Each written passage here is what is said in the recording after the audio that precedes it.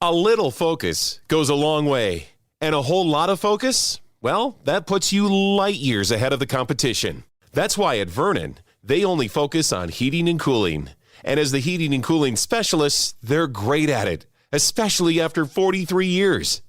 Get your AC ready for summer with Vernon's $69 spring tune-up. You heard right, only $69. Go to VernonHeating.com. Vernon, the heating and cooling specialists.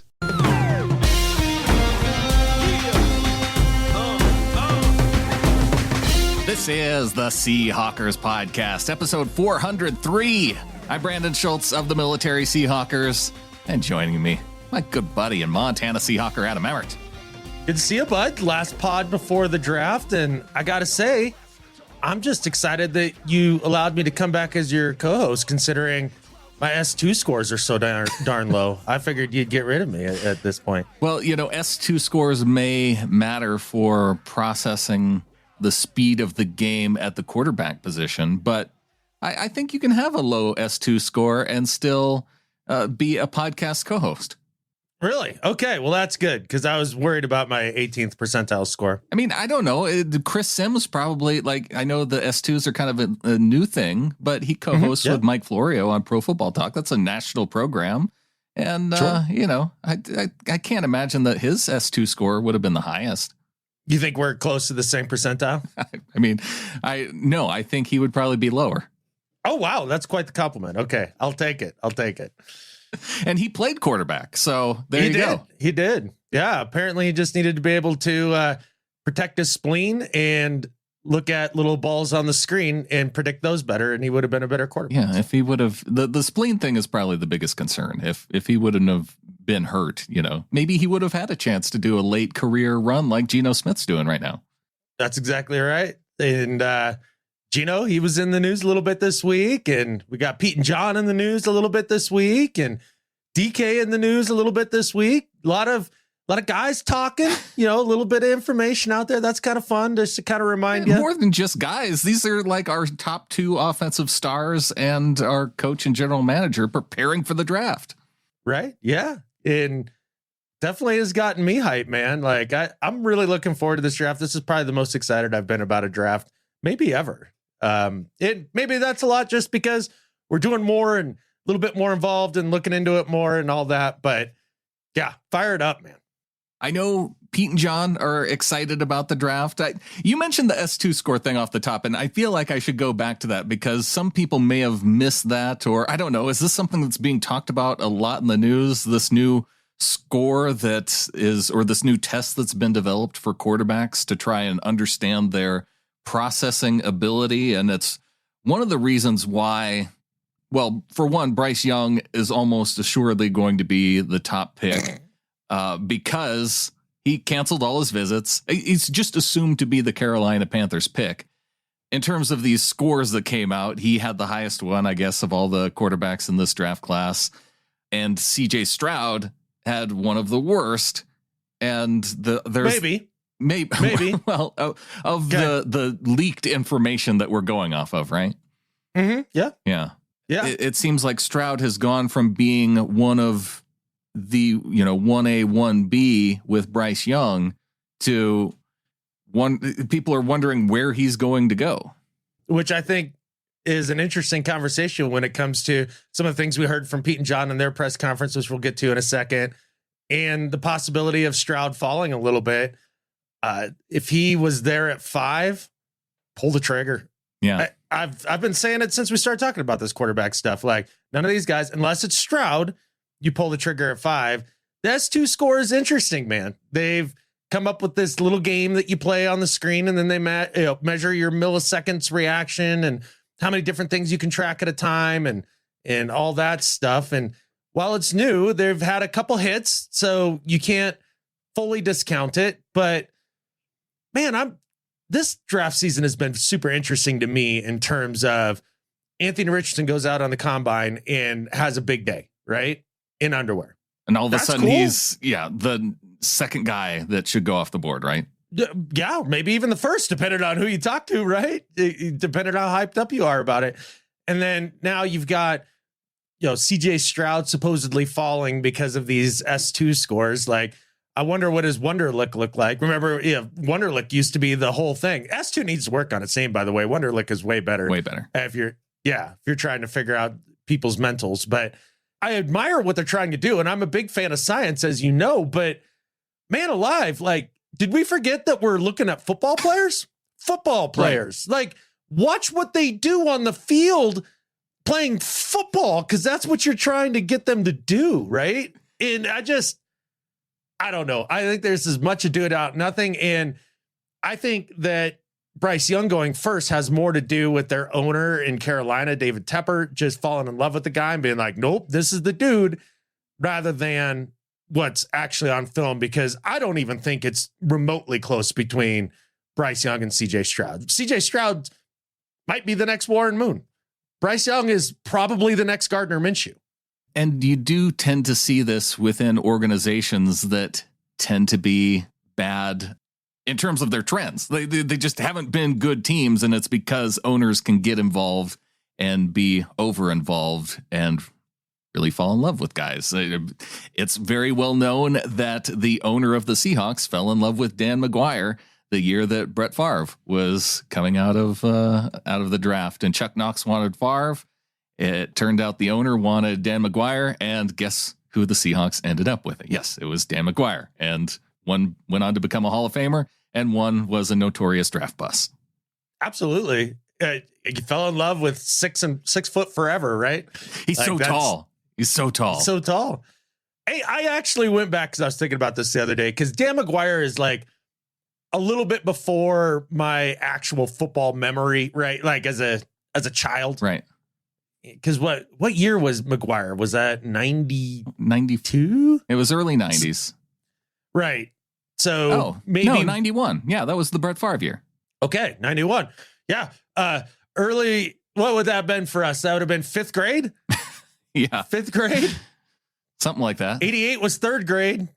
So 89, 6th grade. There you go. I don't remember Dan McGuire. So I went back and I watched a little bit of Dan McGuire, just the highlights.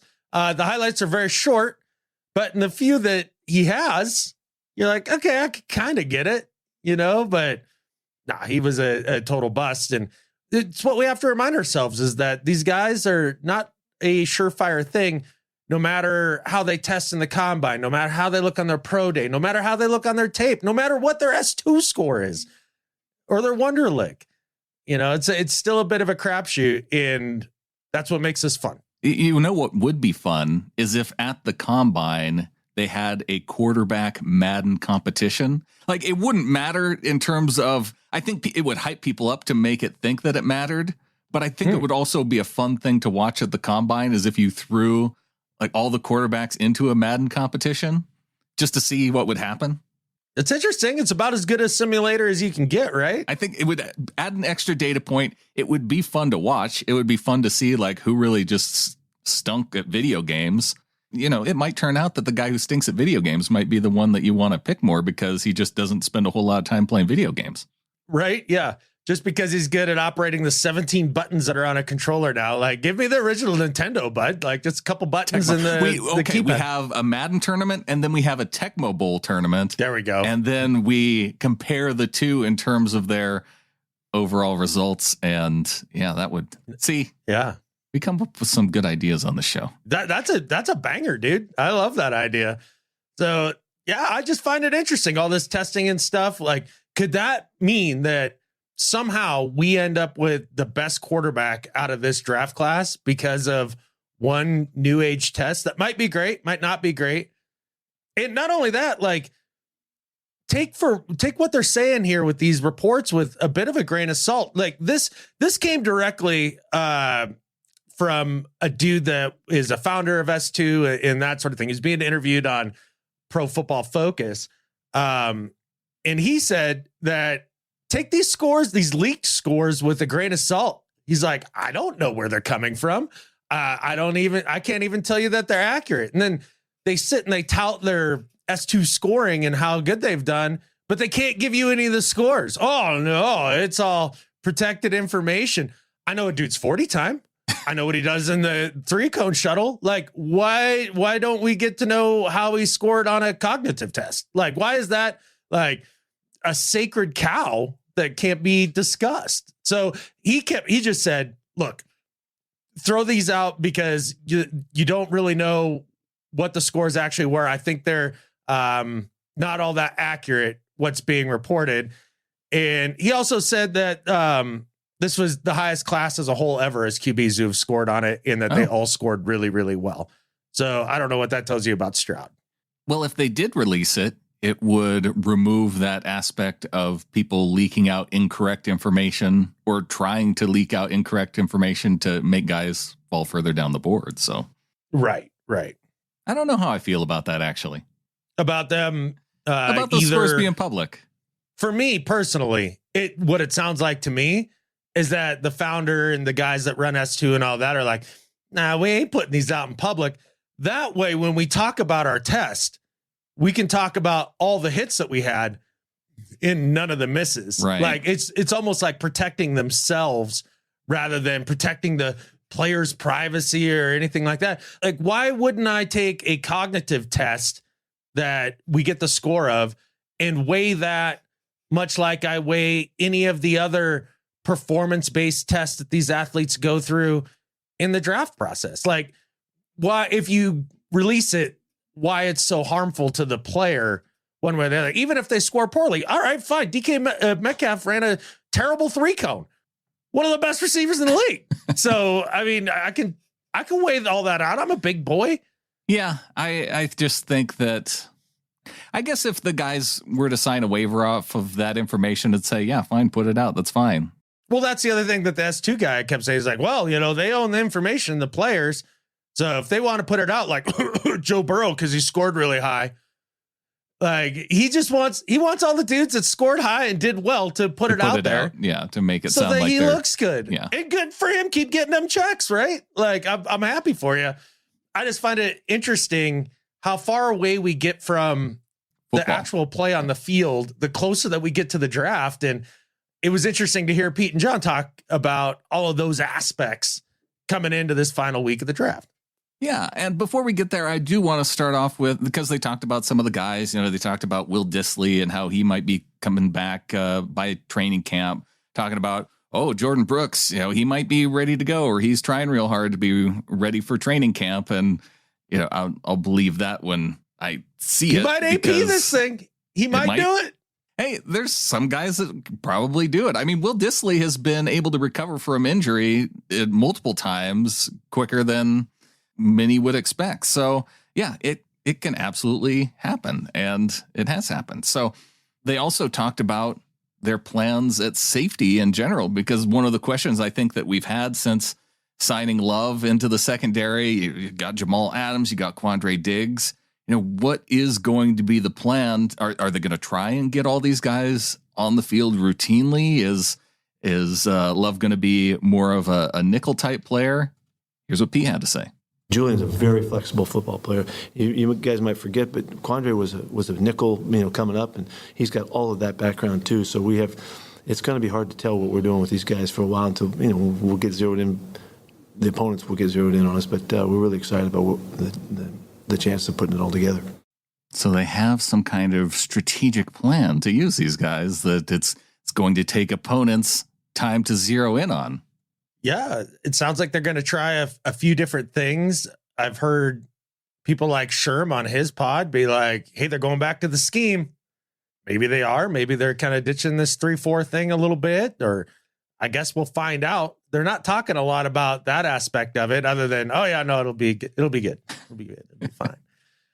But the Julian Love thing, you bet. Swiss Army knife, can move them all around the place. It gives you a lot of flexibility in this draft going forward too, because you've got a guy that can do a lot of different things.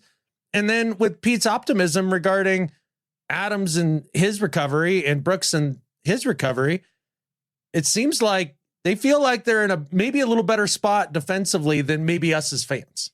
Yeah, and I think maybe that's something that I feel like I've been overlooking in this offseason too, just because they've added to the front. And sometimes I forget the guys that they have brought in, especially on the interior. on the edges. They have guys that are up and coming. And so I guess the biggest spot that we're really missing on, and we heard Pete in the press conference talk about how solid they are at corner and how, although they could add there, they feel really good about Jackson on one side and Tariq on the other. So it really feels like linebacker depth is the biggest issue. And that was the issue going into last season. And for whatever reason, they didn't address it. But, maybe this is part of it too. Maybe they just plan to play guys who are safeties more at linebacker, or, that similar type of role anyway. Yeah. Before we get into this year's with the draft, I did want to hit on what they talked about. One of the reasons why that last year's draft class in particular was so successful. So many guys were so clearly able to handle the process and the pressure of jumping in and playing. And so they took full advantage of the opportunities, and they had huge contributions last year. It's got to be our most, the biggest class we've had in terms of plays, from that class. And that just, gives us a sense of excitement and going forward with them as well as the next guys. If we can, come close to matching that up, it'll be a great couple of years back to back. There was a lot of opportunity too. We had 2 open spots at offensive tackle. We had 2 corner spots that was wide open. Nickel was wide open.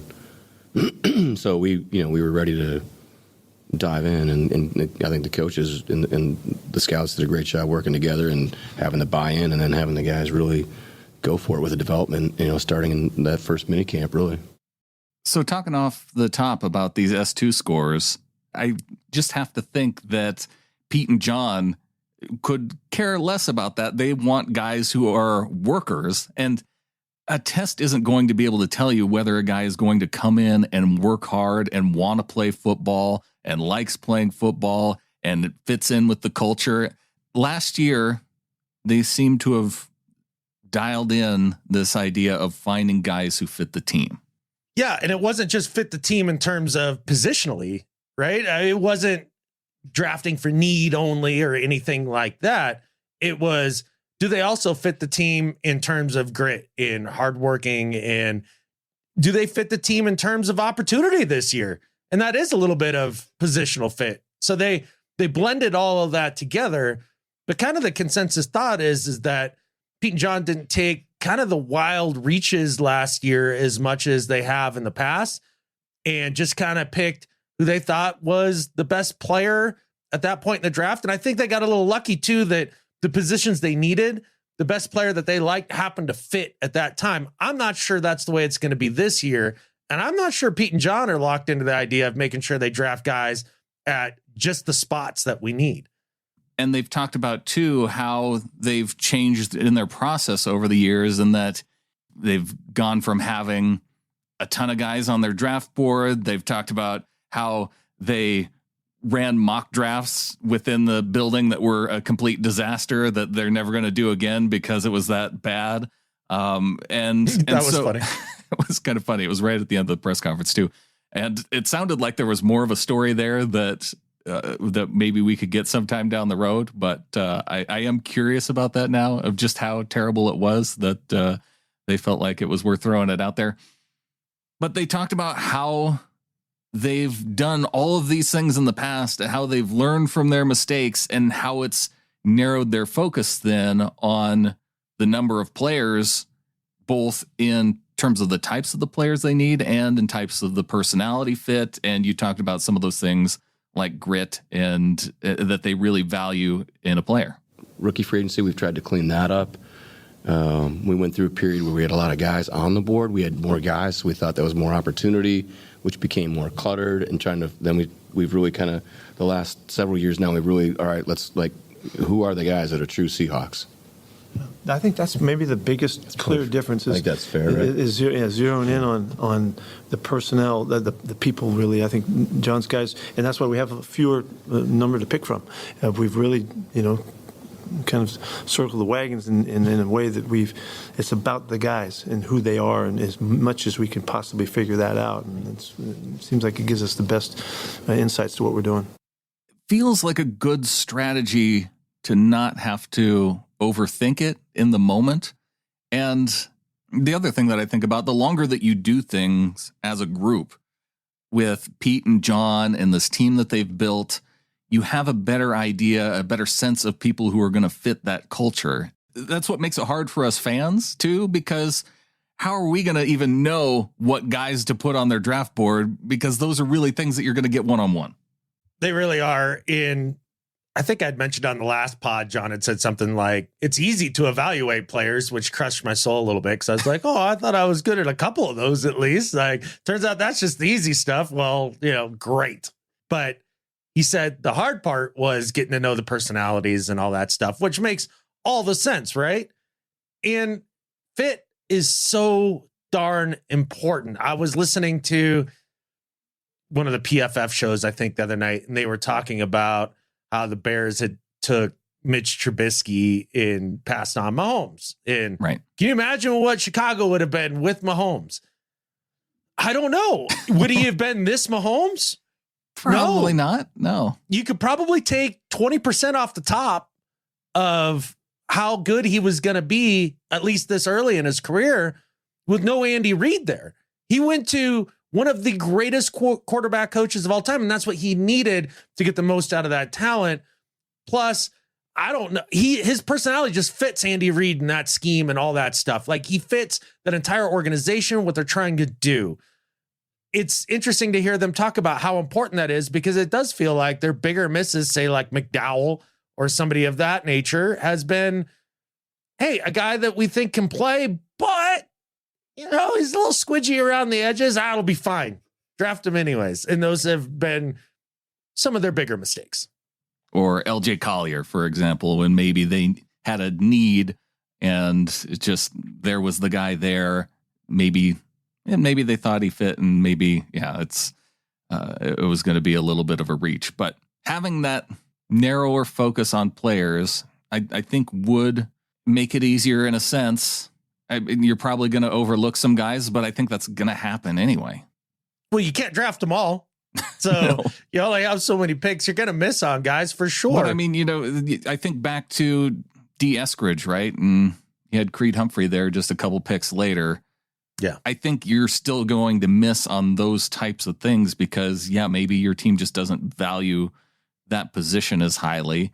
Maybe you have a need in one area that you feel like you do need to address, and maybe he does fit the team. But with a guy like Eskridge too, the injury luck has not been good, and that's something that you can't necessarily predict going into a guy's future anyway. So I do know, though, that John Schneider is awfully excited to pick this high. And I have to keep reminding myself that John and Pete, they've never picked this high. They picked it number 6 way back in 2010, and that was because they were taken over for a previous regime. So it's not even like they could get excited. There was probably a lot more pressure associated with that pick than this one, which is not one. It's the 5th pick is kind of they didn't earn it.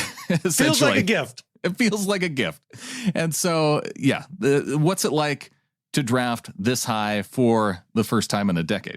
Way more exciting. I think there's so much more, research, research that goes into it. Last year, obviously picking, where we picked, but there's levels all throughout this, all throughout every round. And obviously in the first round, there's specific levels every year, and you have to evaluate the classes. So, and every class is completely different. So, being up there with a 5th pick, I think is it's just really exciting, and you have way more coverage and accessibility to all the prospects. And it's the access to more of the players that I found most interesting about that quote, because Bryce Young, for example, he quit doing pro days because I think he felt like he knew that he was going to go to one of a couple teams. And at that I don't point, think that was much of a feeling as more, dude, just don't worry about it. Don't waste your time. And the news about Jalen Carter, too. I'm not visiting any teams outside the top 10. And you think about that and you're like, well, why would you limit yourself in terms of organizations that could potentially trade up for you?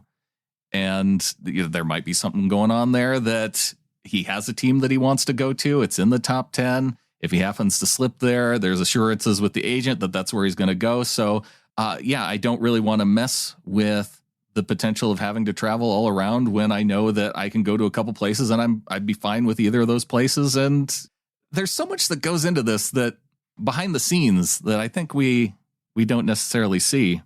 It's the idea of having the access to the players anyway that I thought was interesting. They do have a lot of access to the players, and they use that to their best advantage. They brought in, Carter, I guess, for a visit. Is that right? I thought I had read that. Yeah, he came in. We're going to find out. What is it that they figured after that? Because I do think he's probably still going to be on the board. I don't know. He's also a dude that I could see Arizona taking pretty easy. Right. And then being a bust, and then we'd be really happy. Right. So, but he's also one of those guys that everybody's like, yeah, if you could just plug him in, you're good to go. Yeah. We'll see how they judge character versus play on the field, or in not overall, but just in terms of these specific players. Let's say it is Jalen Carter and Will Anderson there for the taking. Because I do think Tyree Wilson will probably go. I think he's going to go 3. That would be my guess. He feels like somebody would reach a little bit on, similar to how the Jags kind of reached on Trayvon Walker, even though Aiden Hutchinson should have been the top pick last year. Right. So I could see him going a little earlier. I think the whole idea of him going to the Texans at 2, or them not taking Stroud, I don't buy it.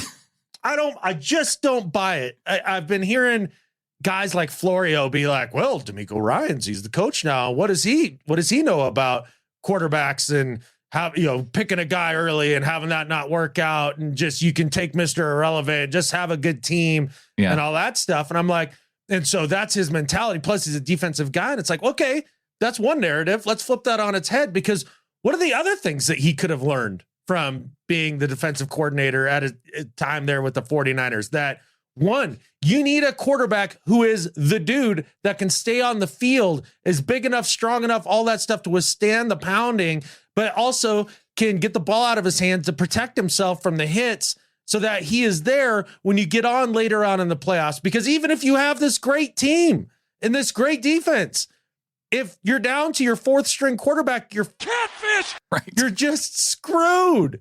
So I think that's another thing that he could be looking at. He'd be like, okay, I can have the best quarterback in the draft because the Panthers are going to take Bryce Young for some unknown reason.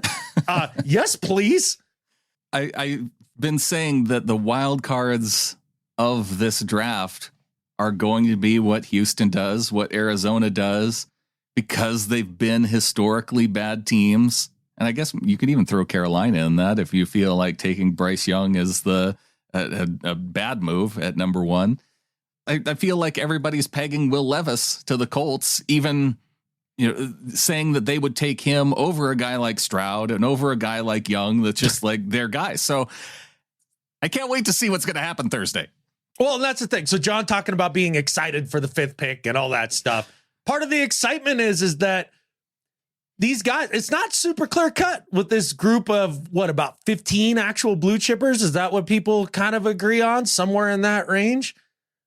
There's a lot of non-consensus when it comes to these players and picks and teams. And in this day and age too, with the way the interwebs work and all that, the misinformation is off the charts, and it's just tough to know just about anything. And I think they even asked John something about, so being in the top 5, is it easier to now kind of predict my picks? He's like, well, you'd think so, but turns out not so much, not this year. You would think so, right? Yeah, it doesn't feel like it. No. It obviously everybody's, focused on 5, and rightfully so.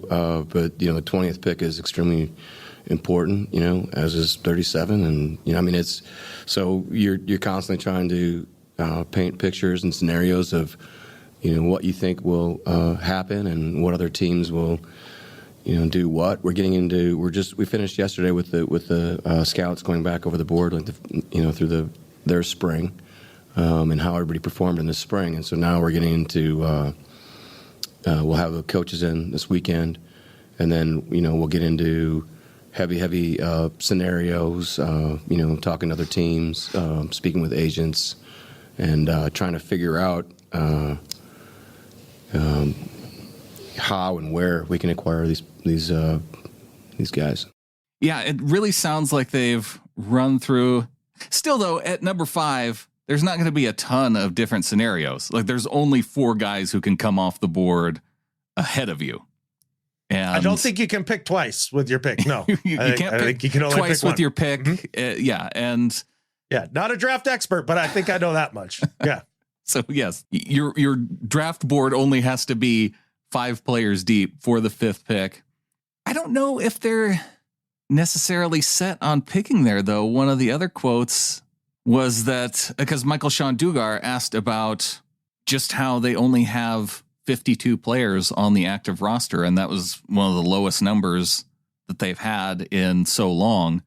Why so few players going into the draft?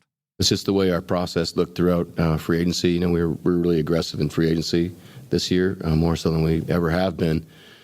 And so it's just it's a cap reality for us. So just him saying that was a cap reality in terms of their roster depth going into the draft, that just has me thinking that the 5th overall pick, if they're running into cap issues, then trading back from that 5th pick could make the most sense for what they end up needing to do. Possibly. I don't know that it gives them more picks this year necessarily, or more high picks this year. I think whatever high picks that you're going to get in return for moving down are going to be in next year's draft. Right. So I don't know that necessarily or helps your picking up numbers. Another early second rounder, right?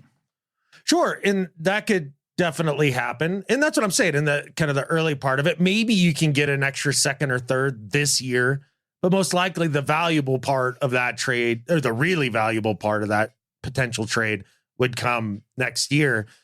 And we are hearing that the Seahawks are just over the cap, or out of effective cap space, or whatever.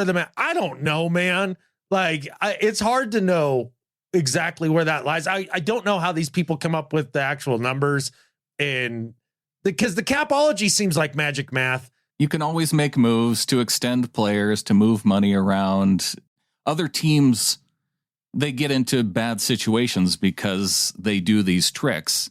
And eventually, like the New Orleans Saints, they can only do that Kick trick the can so many times before you have to pay for it at some point. And some point down the road, maybe it's inflation, right? Every year the cap's going to go up. So if the more you can kick down the road, the more you're paying at really prices from 3-4 years ago. So some teams might like that more. Other teams might like it more the way the Seahawks do it. It seems like it's team dependent in some ways of how they negotiate the cap and try and fit it in. It's strange. But it does give you the sense that they kind of have to address the biggest holes in the draft, because there's not a lot of money to go out there and do it after the fact with some of the post-draft cuts and, the post-June 1st designation guys and all that. But a lot of those guys can tend to be cheap too. I think that's why they wait so long to see, okay, this guy's still out there. He wants to come and improve himself. We'll sign him on a 1-year deal. You can get more value out of a player who's trying to prove a point on a low tier contract. Yes, you might lose him after a year, but that's the risk that you're taking, right? Of having that success for 1 year, or maybe you find out that he's willing to then take a team friendly deal because he really likes the culture aspect.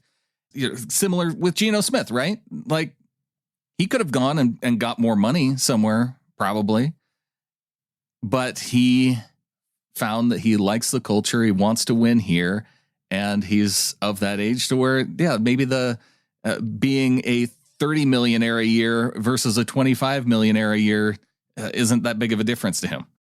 Or at least he knows that. See, this is where I think Geno was smart in his deal, was you make more money the more successful that you are. And that's not just in terms of his salary paid to him by the Seattle Seahawks. The more successful Geno is, the better this story becomes. The more his face is out there as being that dude who came back from, having a career that kind of stumbled there in the middle. He's only going to earn more endorsements, more outside dollars, Sure. more, FaceTime on TV, all that stuff. You can make up that difference right quick by being successful. And he knew that he had success in this system with this coach, with this culture, and these dudes who believe in him. So if I got to take a little off the top when I'm signing my deal to be sure I'm in a place to have further success, to actually make a heck of a lot more money, not just in contracts, but outside of the game, I think that was a smart decision. And the Seahawks, that was good for them, right? Now they're in a position here at 5 to where they're maybe not quite as boxed in as you might think. We have to be careful, though, because one of my big takeaways listening to Geno Smith on Richard Sherman's podcast is that we need to keep talking about how he's not going to amount to anything in the NFL, because it's those kinds of things that motivate him. And I remember a guy telling me, man, you got a better chance of hitting the lotto than getting the start over Eli. I remember telling me that early in the year, and it kind of just pissed me off. And so I just went to work from that point on. I worked my ass off. I didn't care who was watching. I was in the weight room before anybody. I was making sure I was the last one out of the film room. And, some people took notice. Obviously, it was one game. That pissed me off. Went to the Chargers. They told me they were going to look for an upgrade. That pissed me off. So it was just a lot of things, in my past that just kept pushing me and fueling me. And I think that chip on my shoulder, I came in with a chip on my shoulder, but, man, that thing became massive. And shoot, now at this point, man, it's like it's hard for me to even turn it off. Like, I can't not be mad. I don't care how much money I make or am going to make or will make or have made. I'm pissed off, man, every day. And I wake up with it on my mind every day, man. How can I be great? We need to say things to piss off Geno Smith. Well, just draft a quarterback at 5. I think you'll nail it, right? Yeah, that could happen too, right? It might. The more and more I listen to Pete and John, I think it's becoming even more and more unlikely, but it does make 20 interesting. Now, as far as Geno goes, there's enough out there. I mean, shoot, just in our comments on our videos, there's enough dudes out there being like, oh, that Geno still don't believe in it. Geno, right? Yeah. You shouldn't put all your faith in a 1-year wonder. And it's like, cool, well, let's draft another 1-year wonder out of college who has never done it in the NFL and put all our faith in that. Not even Okay. a 1-year wonder, because Anthony Richardson wasn't like all that wondrous this past year. No, He was combine wonder. He's a combine wonder. And look, you can't say that he didn't have a handful of really just outstanding over the top kind of plays where you're just his like, holy highlight tape crap. is incredible. You betcha. But the difference between bad and good and great is always consistency. The reason why Tom Brady won 7 freaking Super Bowls is he was always freaking consistent. He was consistently great week in and week out. It's the ups and downs. And that's the cool part about Geno, is that the ups and downs aren't huge. It's pretty steady. Yeah, he didn't have a ton of stinkers last year, right? That's right. Most of the time, even down the stretch when they were struggling, and even his play wasn't as good as it was early in the year. I think we can all agree on that. When you go back and you watch the game, how do you look at it and be like, yep, that's the problem. That Geno guy, he's the one holding us back right now. Well, one of the takeaways from the interview, too, was just how much the coaching environment here in Seattle helped change him. It changed me because I had been in so many, I would say kind of negative environments. And then you walk into a real positive environment with the coach who you almost like the first couple, team meetings, you're like, all right, is this real? Is this parody? Like, is this going on for real? Like guys shooting hoops, you got music playing, everybody just having fun. You're like, okay, like something's going to happen at some point. It's going to change. And then you're here for, the course of now 4 years for me. It's been the same thing every day. I mean, Coach Carroll is as vibrant, as energetic as anybody I've ever seen. That's player, coach included. I mean, this guy brings it every day, and it's refreshing. It's refreshing to be around great people and to just be learning and growing. It's one of those places where you'll never forget it. One of the other things I think about too is the people who are not quite on the Geno train at all. I think it's easy to be down on him just because he doesn't do a lot of interviews, and so you don't know the dude. And even for us, I mean, we've been doing this. We listened to some of the press conferences, yes, but in terms of these long form interviews, I can count on one hand how many times Geno's done one of these now. Yeah, they're few and far between. And part of that is that he wasn't somebody anybody wanted to talk to in that format for a good long time in his career. So there is that. But we are getting a bigger glimpse at the inner workings of Geno, whether it was this interview with Sherm or the letter to the city that he wrote for, I think it was the Athletic, or no, the Players Tribune. Players Tribune, yep. Yeah. Just, it's hard not to root for. If you find it easy to root against that human, I don't know what to tell you. Now, if it's just the play on the field drives you nuts, then I still don't know what to tell you, because it felt like a breath of fresh air when he came in and the offense functioned on schedule like an offense that we had been hoping for years and years and years.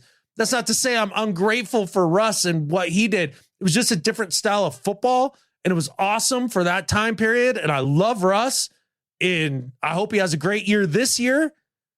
But man, I was ready for a change, and Geno came in and he brought that change. And just watching a guy hit an 8-yard slant on the regular for the easy stuff, the gimmies, and then still do high level things on top of that.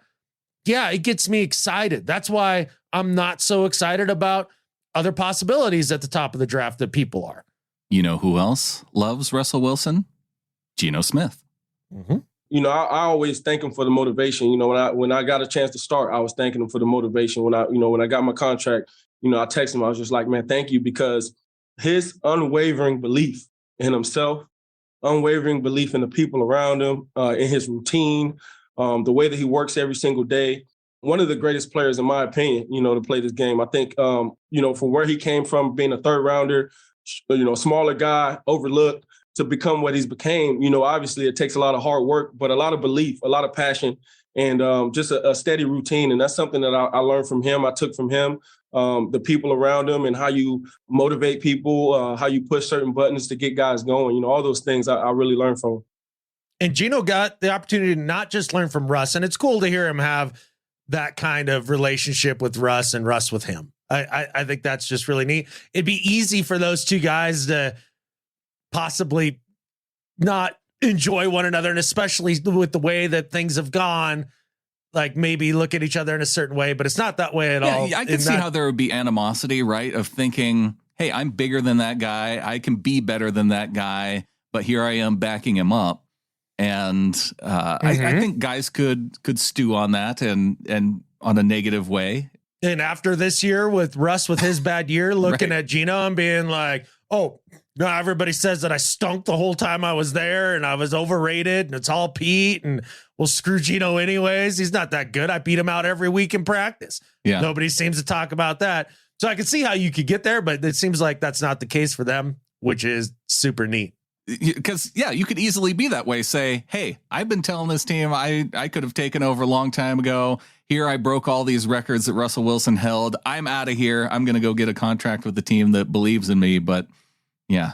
And here's the other reason why I don't think that his last year was a flash in the pan, is that not only did he take those leadership things away from Russ when he had his time behind Russ, but you hear him talk about his time behind Rivers in the things that he learned from him. He speaks on it in this interview just a little bit. If you guys want to go back and listen to it, I would encourage you to do it because it's fascinating. And then he also had time with Eli. Yeah. So sure, he didn't see the field for 3 years. Yeah, he's sitting behind 3 Hall of Famers, even though I'm not sure that Eli's a Hall of Famer, but maybe he is. Most people think so. That's cool. He'll probably get in. Oh, and not only that, but that's a lot of knowledge to soak in from Family Manning, from Phillip Rivers, from Russ Wilson. So with all that as a backlog and then the chip on his shoulder and all of the things leading up to that, I think he's wired right for this opportunity. Obviously from this last year, he has the ability and he has the motivation. Like he's ready to rock and ready to show what he's all about. And going into the draft, he's ready for the team to focus on getting him more guys on offense. I've just did some studying. I've done some, poking and prodding. I've talked to some coaches, some higher ups in the front office, try to get some things done. Honestly, man, I think it just comes down to if I'm drafting, if I'm a GM, I'm picking, best available player, right? Like I'm thinking, how can I add depth to my team, no matter what position it is? It could be on offense, right? It's becoming more of an offensive league, right? So if you got it's still defense. You got to score points. I mean, I think you see the Super Bowl, right, with two teams who have really good defenses, but they're scoring points back and forth. And so you want to add weapons, right? You want to add, whichever guy. I won't say any names, but there's some guys who, I got some eyes on some guys out there, and there's some really good players out there. And so, adding depth to the offense is always my thing. The more weapons, the better for the quarterback. Right. But I do understand that we need to solidify some pieces on defense as well. And so. I think best available, if it's a D lineman, if it's an outside linebacker, if it's a corner or a receiver or a running back or, another lineman, it just depends on who's there at what time. So best available, but I think he wants weapons. Okay. So let's talk about weapons that would be available around 20, because I do really feel like in my gut, they're going to go some form of defense at 5 or whatever they trade down to. Right. So at 20, Brandon, if they were to pick a weapon of some kind, wide receivers, tight end, running back, which one would you be the most excited about? And is there a dude? Is there a specific dude? Let's say the guy that you like, it happens to be, right?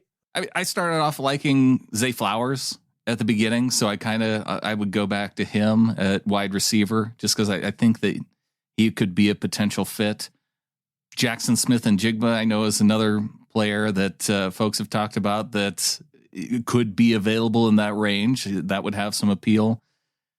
At running back, I've kind of come off of the Bijan Robinson thing. I think he probably is going to go sooner than that based on how people feel. I don't know if he would be available in that range, but if the best tight end's available on the board, that would be appealing too.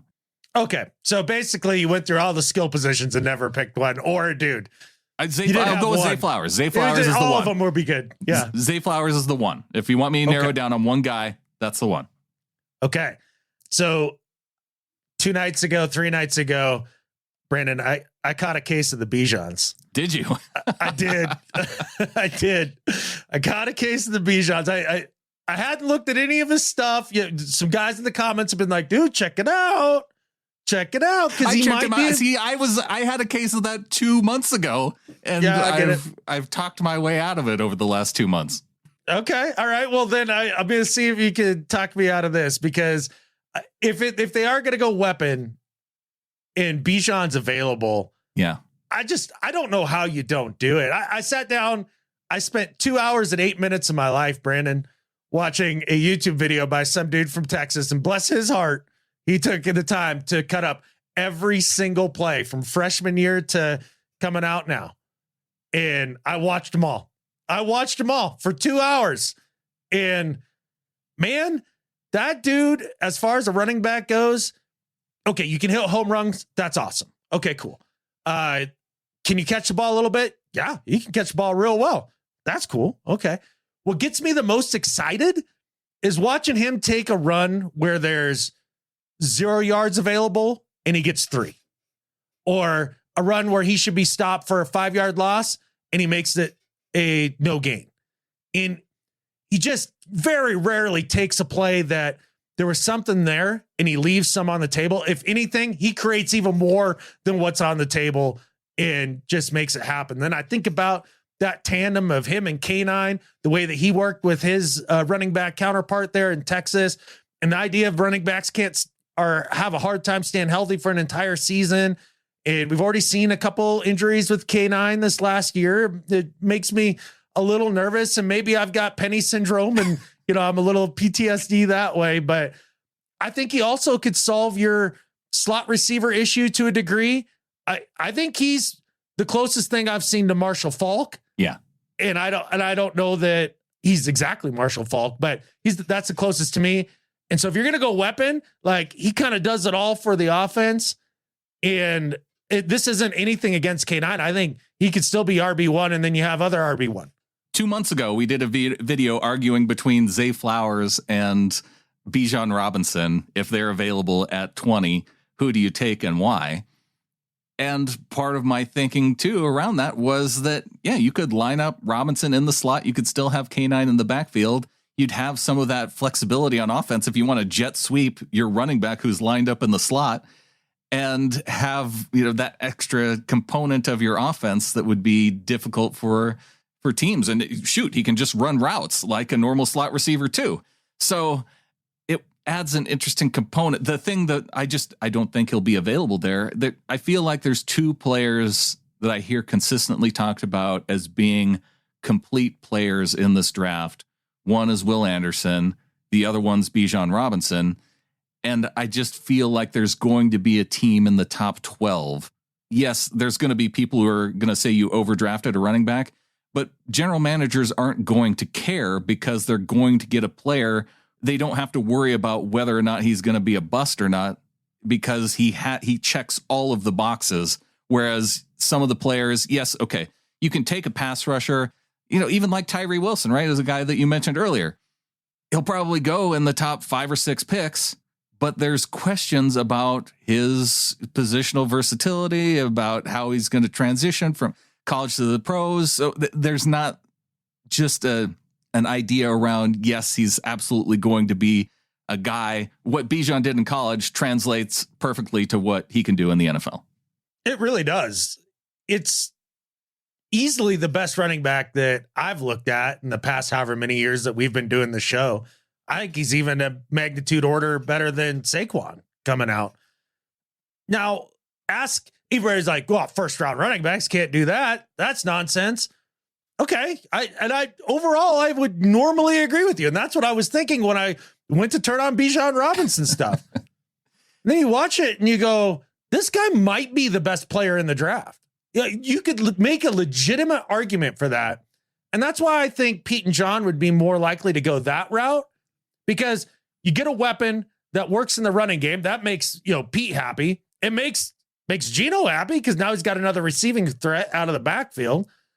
And he's easily the number one back in this class. Whereas Zay Flowers, is he even the number one receiver this year?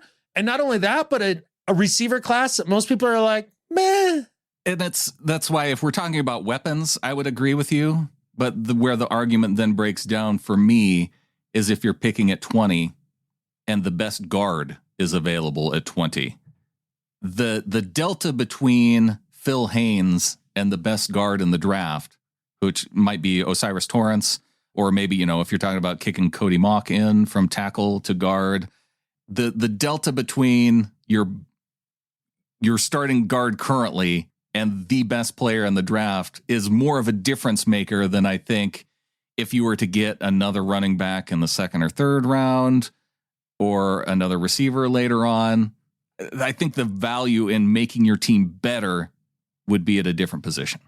So I heard John say something in the presser where they asked him, have you learned from certain mistakes or whatever it is? And basically in his long rambling GM way, especially this time of year, I'll kind of sum it up real quick. It was just, all right, like sometimes we push some dudes up due to need over top of picking best player available.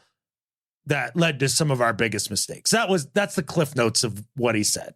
Right. It was far more eloquent, and maybe you guys take something different out of it, but that's what I took out of it. So you're picking at 20, and let's say Skoronski, right? The guard out of Northwestern. I think he's maybe the best guard on the board, everybody seems to think, or maybe it's the kid from North Dakota State at tackle that you move into guard, whatever it is. The best guy there, what is he? The 25th best player in this draft class? The 30th? The guy at guard? Whereas Bijan might be, I think you can't say he's any lower than the third best overall player in this draft. Yeah. So do you then take the guard based on the need, like you're saying, because of the delta, which is a fabulous argument. I can't find a lot of holes in that. But do you pass then on somebody with that kind of talent if he's there? Nobody seems to know where Bijan's going to go. Maybe if you're making that argument, then you could make the argument for the Seahawks to take him at 5. Yeah, no, I sat down. I really thought about that. I was like, is there a world where that makes sense? And the only argument against that I've heard that made more sense to me was with the rookie scale in the first round, the wage scale, what he would make at 5 is on par with most of the top backs. So you're not getting the benefit of the cheap back early. Which we saw with the Giants and Saquon Barkley. They picked him at 4. And sure, if he hadn't gotten injured and he was putting up that consistent production, he'd probably be getting paid what a running back who's really, really good should be paid. And I would maybe draft him thinking, okay, 4 years is up and you're demanding a new deal. Cool. 5th-year option we'll trade you within the first round. So, oh, I get that and everything, but they're going to demand a new contract in their 4th year and all that stuff. That's how that goes. Okay, fine. We're drafting you to be a one contract player. Yeah. And not get stuck with paying a running back the big second contract, which I think is the bigger sin than drafting in the first round. Like, ask Giants fans, are they bummed out that they have Saquon Barkley? I bet you to 80% of them say no. He was the engine of their offense last year. Are the Browns mad that they have Nick Chubb? I guess he was a 2nd round pick, but a highly-ish picked back. Jonathan Taylor, he was picked in the 1st. Are the Colts pissed about Jonathan Taylor?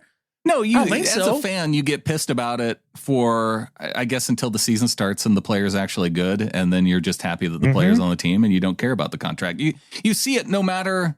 The only times that fans get upset about a player's contract is when they aren't playing up to the value of their contract. 100%.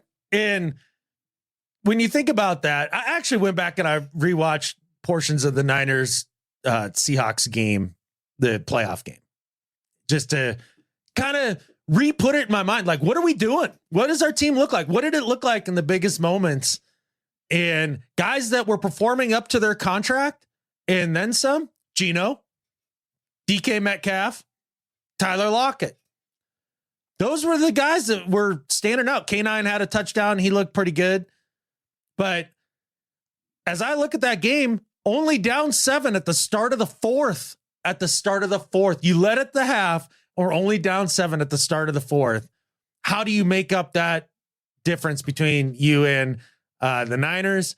And it does feel like defense. It feels like defense. And the other argument that I didn't mention in terms of running back that people are probably yelling as they're listening to us, a guy like Isaiah Pacheco for the Chiefs, drafted in the 7th round at pick 251. Sure. You can sometimes find a guy who can push your starter or even become the starter in Pacheco's case. Right. And that makes sense. And occasionally you do hit on those. You betcha. Maybe you hit on them in the 5th or the 4th instead of even the 7th. It doesn't even have to be Hail Mary at the back of the draft, like maybe in the meat and potatoes part of the draft. But when you look at a guy like, say, Bijan, he's guaranteed greatness out of the box. 3 to 4 years. Short of injury, which nobody can predict. So that's just a risk factor. And not only that dude got rocked throughout his career. He can take big hits. He can deliver big hits. He stayed pretty dang healthy. So good luck predicting that stuff. I just think if you can get that guaranteed, and that if the team's running the ball better and they're getting 25 carries split between their two backs, that's when this offense is going to be at its best. Here's the thing. You aren't going to hear me complain about it if it were to happen. Again, I wouldn't complain about it if it were to happen at 5. Right. And they're able to address the other needs at the other picks, because to me, it's about finding players that are good. And Bijan Robinson's a good player. And that's very evident. Quarterback, though, you might not be able to talk Sam Gelber into quarterback. He did send us a post in the Ring of Honor this past week. What's Sam got? Sam's always got good stuff. He says, I know we should probably stop talking about QBs at 5 to stop speaking it into existence. But I wanted to share this, inspired by Adam's video. I did the research, aka I looked on Wikipedia, to see the quarterbacks taken with picks 2 through 5 since 2008. Here's the list. Trey, I hope he's the Winers starter next year, but won't be Lance. Zach Milf Killer Wilson, Tank for Tua, S. Darn, Tribby Mitch, Carson Wentz, Marcus Mariota. I don't know why those two get their own full actual names. Blake undefeated on 5 continents Bortles, RG3, Mark butt fumble but likes Geno Sanchez, Matt the mediocre Ryan. And it's interesting that he closed it out by going all the way back to Matty Mediocre, because you have to go back 15 years to find one decent quarterback on that list of guys picked from 2 to 5. That's really interesting because, yeah, it's been a lot of busts. And that's, I guess, overall, that's just my problem with doing that at 5 is we need to be sure we get one of the blue chip guys. I would the argument I would push back on with Sam would be generally in picks 2 through 5, you're talking about quarterback needy teams. You're talking about generally bad organizations because that's why they're bad teams. And so it's an area that's just ripe with reaching for bad quarterbacks, particularly if your scouting department's not able to evaluate well, because the teams that do evaluate well, or maybe even don't evaluate well, but just have the top pick, it's usually a consensus of who the guy is. Yeah, the rest of the world does the evaluation for you, right? And the player's so obvious. Andrew Luck is obvious. Trevor Lawrence is obvious. I do think that the way you put that in terms of, yeah, those 2 to 5 guys, bad teams looking at them, that also, I think, shows why these quarterback values are just so inflated this year. I took a lot of heat for saying that I don't think any of the dudes outside of Stroud is a top 5 pick. I just don't think they're worth it. And then I was listening to Bucky Brooks the other day, who, I don't know, I respect the hell out of his opinion. I think he's, been around the block quite a bit in the front office and that sort of thing, and runs a good podcast with Jeremiah and all that stuff, right? He said the exact same thing. He's like, I just don't view those guys this way. If it's about finding guys who are going to improve your team, taking a backup level quarterback isn't going to help your team. You want a starting caliber quarterback. And if you don't see one of these guys as a starter right away, they're not worth taking in the first round. They're just not, because of the, risk reward proposition. I claim, Brandon, that if Gardner Minshew, when he played in college, if he had been on this Alabama team, he'd have put up similar numbers to Bryce Young, and we'd be talking about him in the same breath and Gardner's got a stronger arm. Yeah. He might be the Colts starter this year, especially if they pick one of these other quarterbacks. Absolutely. But their games look so much alike, just enough athleticism to kind of do some things, but not enough to be a game wrecker with your legs. Just enough arm strength to kind of get it there most of the time. But especially with Bryce Young, that it's just a nightmare when he starts getting anything past 10, 15 yards. And you can point to a couple seam routes and all that stuff and everything. It hits up just perfect. That's fine. I'm talking about overall. It's funny. You're very much describing how you described Baker Mayfield coming into the draft. Yeah, I was initially going to say this guy's Baker Mayfield to me, but I was like, nah, I've already talked enough about Baker. Like, is there another guy that kind of fits? And so I went back to watch a little Minshew, and it feels about the same. They've got some moxie, the good leadership and all of that awesome stuff. And so I think Bryce Young, his ceiling is, if he can even stay healthy, I haven't even mentioned his size because I think that stuff's a little overblown, is low-level starter, high-level backup. Mm-hmm. I just think that's where it is. Levis is a Jimmy Garoppolo at best. He's a middle of the field, throws little lasers and stuff. Him, Derek Carr, Tannehill, take your pick, man. That's his ceiling. Yeah. Is that a top 5 pick? No, not really. Not to me.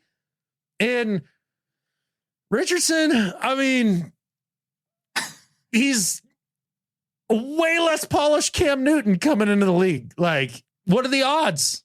Yeah. So if everybody's like, well, you don't like that, what do you do? So let's talk.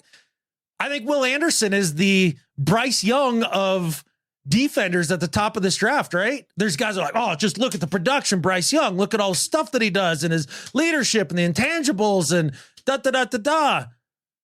And then when I look at the table, I'm like, a lot of people feel that way about Will Anderson from Alabama. Look at the production, look at the leadership, look at all that stuff and the success. And then there's a lot of people turn on the table and be like, look at against some of the higher end stuff. Not so good. I don't know how you feel about him. The thing about Will Anderson, I feel like he has been so consistent in his college game that people use that against him in some way. And that was one of my takeaways, again, talking with Brent Taylor of Roll Bama Roll, the SB Nation site, is that he was so consistent and so good that people just kind of start to take it for granted in some ways. Mm-hmm. And this last year wasn't his best year. And so, again, people take that away of, oh, well, he isn't on that steady trajectory up. And so that's a knock on him, too. Whereas, well, he just had a down college year and maybe teams were more focused on stopping him. And so he didn't quite have that level of production that he had the previous year. So I'd be more than happy if the Seahawks, if you were to fall to the Seahawks and taken him. All right. Because he seems to be very polarizing, considering that he's kind of just one of those, very steady Eddie kind of dudes. So a guy that shouldn't generate a lot of polarization, but he does. Right. Yeah. And it's for those reasons. And so, I know Brent, he had to chuckle at that a little bit. And so I'll take a guy, especially with Brent being a Seahawks fan. Okay. With him, he was also not a big fan of his own quarterback just because he saw so many parallels with Russell Wilson. So he was on the Will Anderson train, not on the Bryce Young train. And it seems to line up, I feel like, with a lot of folks I've talked to. Well, I know Brock Heward's on the Will Anderson train. He was saying, trade first and 20, go get him. Just, right. He was on the trade up to go get him. Yeah. I was like, whoa, easy, bud. Like, let's slow our roll. But I can understand where that comes from, because let's say the Texans don't go quarterback at 2. Is that the biggest nightmare for the Seahawks? All of a sudden, defender goes off the board and then maybe quarterback to the Colts, or maybe the Colts trade back. Because they feel like they're still going to have their picks a quarterback, and then either another defender goes, or dude, I will tell you straight up, if Bryce Young goes 1, and it's defender at 2 and 3, and the Colts are on the clock at 4, CJ Stroud is the next Indianapolis Colt. Okay. Like, there's no possible way they walk away from that. But then where does that leave the Seahawks potentially, right? Now that Anthony Richardson nonsense is in freaking range, and now I get nervous. If you go 4 defenders deep, you're talking Will Anderson, Tyree Wilson, Jalen Carter, and then probably Miles Murphy, right? Okay. I feel like I could be happy with Witherspoon. Would you put Witherspoon in there? Sure. If you're going to go corner, I feel like we've explored that a little bit. Witherspoon or the dude from Oregon. You like with Bijan, where you tucked yourself into it, tucked yourself out of it. That's how I've gotten with the corner position part.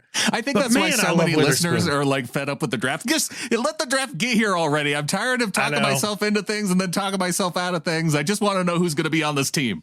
Right? Yeah. Like if they draft Richardson at 5, guess who becomes a huge Anthony Richards fan? Yeah, both of us. It'll be this guy. It'll be this guy. I'll be rooting for that hard. I'll be rooting to be wrong. We want the players that get drafted to this team to be awesome. And so, yes, we'll be rooting for them. Absolutely. It's going to be a really fun Thursday night. We're going to do a live stream. Yeah. I think that's the plan. Yeah. Okay. So if you guys are interested in such things, if you don't want to listen to the Talking Faces on ESPN, you can listen to our Talking Faces. You can listen to our Talking Faces who are not so knowledgeable about the players, but hyped up about future Seahawks. But much more knowledgeable about A, the Seahawks, and then B, share your excitement for whatever happens. Right. It'll be fun. It'll be a good time. Yeah. Looking forward to it. Let's get to the second half of the show. All right.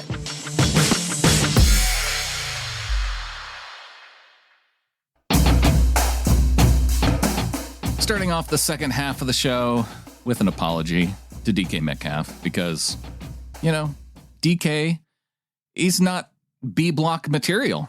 But yet we had John Schneider and Pete Carroll leading up to the draft. We had our quarterback, Geno Smith, on the Richard Sherman podcast. I had to push DK back into the second half of the show. It's a shame because DK was easily the best player on the field for the Seahawks when I went back and just watched Niners Seahawks, right? He's one of our biggest stars, all that stuff. But I listened to this interview, Brandon. I'm not going to lie. It was everything that I expected DK to say. There wasn't a lot that came out of that one for me. Maybe it hit you different. I don't know.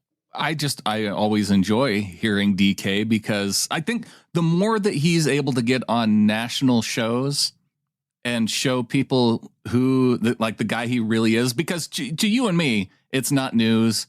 To most Seahawks fans, it's not news. Mm-hmm. But I think to other people who follow the NFL, he's portrayed as the diva receiver who always wants the football, not as much. Oh, okay. I feel like we watch these broadcasts and they show like they always focus on any kind of sideline eruption that he might have, or they're very cognizant of all these micro moments that are kind of outside of his normal personality, but are kind of wide receiver diva, want the personality type things. And so anytime those are seen, they're highlighted for the national audience. That's true. I'd never really thought about it in those terms because every time I've heard him talk, it's been just like he did in this interview with Cowherd, just on point. Awesome dude. Awesome dude, has a plan, knows what's up, and is comfortable with himself. It was a cool listen overall. Well, one of my favorite quotes from the interview was DK talking about one of his welcome to the NFL moments and how he responded. Richard Sherman played for the 49ers my rookie year. And when he ran a route for me, I knew. I was like, I said, bro, how did you know I was running that? He was like, I study film. Like, this is what I do. So I was like, okay, I'm going to put that in my back pocket. And that was an old Richard. Yes, that's old Richard Sherman running a 20-yard dig for me, backside. So I'm like, okay, now I start watching Tyler at practice. And I start asking, like, hey, bro, what do you do? Like, how do you set corners up? He was like, oh, I use the run plays to set them up with routes and manipulate the DB. So I'm like, okay. So I started incorporating that into my arsenal. And then I talked to Calvin Johnson after my second year and how he uses his body. And I got cool with Terrell Owens and Julio Jones. So I just take tidbits of information from people that I respect and look up to, and I just add it to my game. I know everybody's different and everybody's their own player, but I'm trying to mimic the best. In order to be the best, that's what you have to do. I wonder how Tyler feels about him like giving up that information, though. Oh, I don't know. I have a feeling that that's one of those, you ask any receiver that's been in the league 3 years and you have a rookie come up to you and be like, hey, so how do you figure out how to get these routes set up? And how do you go about it? Oh, well, I use the run plays too, dummy. Yeah, that's probably, basic level information, I suppose.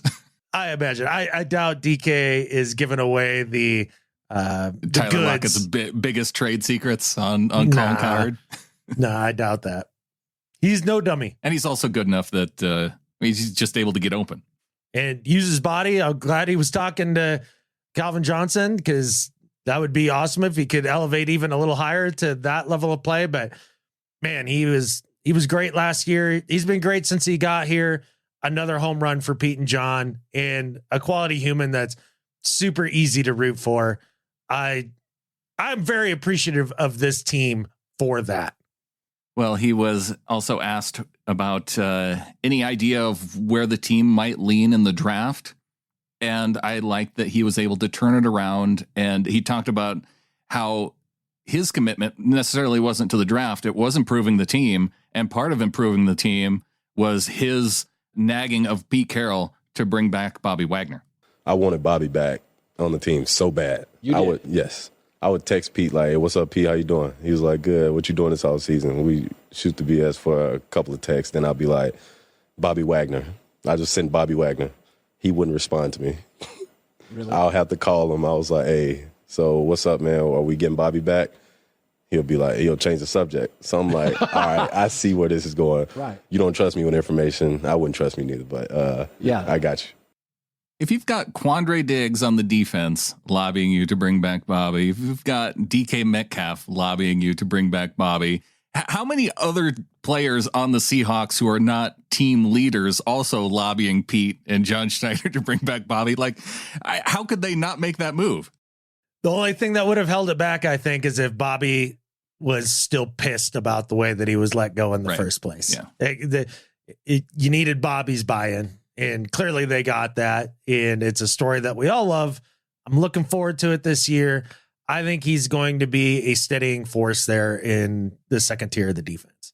And if we didn't give you enough Geno Smith content in the first half of the show, here was DK's thoughts on Geno becoming the leader of the Seahawks team. Sitting behind Russ really like motivated him and really showed him how good he could really be in this league. Because even at practice, he's yelling at the practice squad guys to run their routes right. He was like, this is my opportunity too. That's right. And I'm like, okay, I respect that because you understand what's at stake.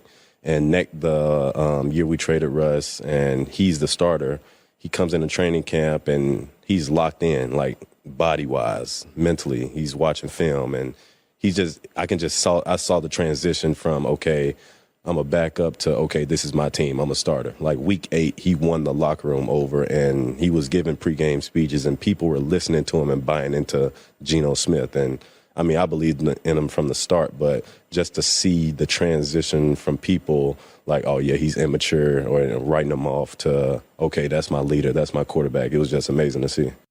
And it was interesting to hear that it wasn't until week 8 really that, and maybe he's talking in terms of Geno really feeling comfortable in leading the locker room and in that way. Either it's Geno's comfort level or if like week 8 was the week that the last few little holdouts that were like, yeah, I don't know, man. We're like, all right, fine. Yep, I'm in. And it took 8 weeks to win over the entire locker room. But I'm pretty sure that he had his receivers at hello. That's my guess. And that's what we heard from DK there. Yeah, that it was from the beginning he was bought in.